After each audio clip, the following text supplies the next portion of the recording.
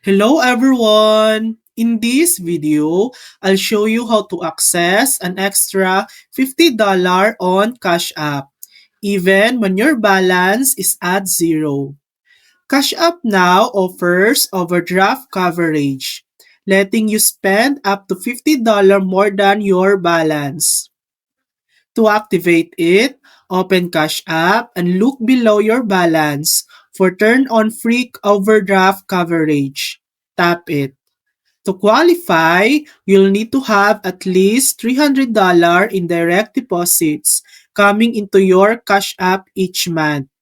Once activated, you can spend $50 extra, and that amount will be automatically deducted from your next paycheck. If you want to manage or turn off the feature later, go back to your cash balance and select overdraft coverage. And that's it. That's how to get $50 extra for free on Cash App. Thanks for watching. If this video helped you, please like and subscribe for more helpful tutorials.